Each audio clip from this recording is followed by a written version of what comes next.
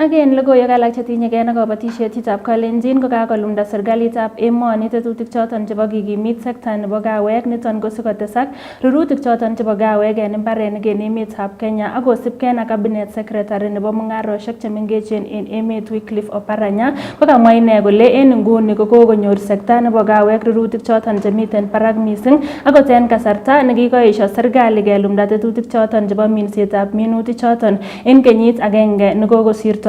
Kongalali en Mukurweini en county nebo Meru komwa Oparanya kole tetutiet noton kikilumda kobun tetutiet noton nebo mungarosiek chemengechen kokikotestai kot mising en komoswek choton cheterchin en emet noton nebo Kenya.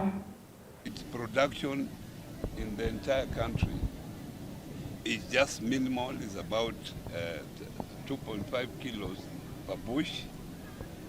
We want to increase this to at least 6 kilos per bush over this revitalization program period. And we have also decided to go to virgin areas, potential areas that are coffee growing, like in Rift Valley, in Western, in Nyanza, so that those potential areas also start growing coffee. And we are happy as government that those areas have really taken up. And now, even if you look at the seedlings intake, those are now the leading takers of the seedlings. I'm happy about the revitalization of coffee that is happening today in Mukurweini. My big question and my happiness is that if this program can continue and the CRI is able to give contracts to the societies to do this revitalization properly, in a span of 4 or 5 years, we can have been able to have new seedlings for the coffee, because what is happening is that the old trees is like any female. Any female, they have their menopause stages. When you grow too old, you cannot sire, and that's the truth. When a coffee is 50, 60 years old, any coffee that's above 15 years old, I want to assure you for free as a farmer. Me, I do it and I know.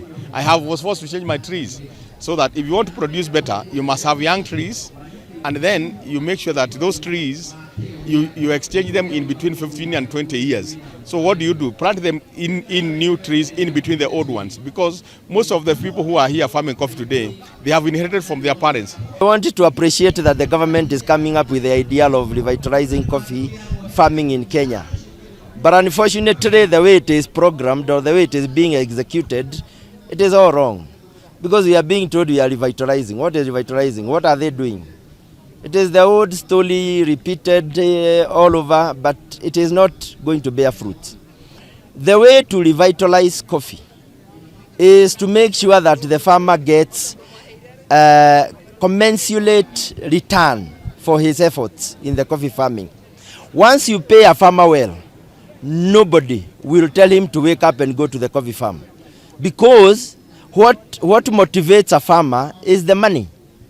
So what we need is, if this program is actually to bear fruits, let the government help the factories to have proper machinery or infrastructure, like the coffee drying beds. Right now, natural coffee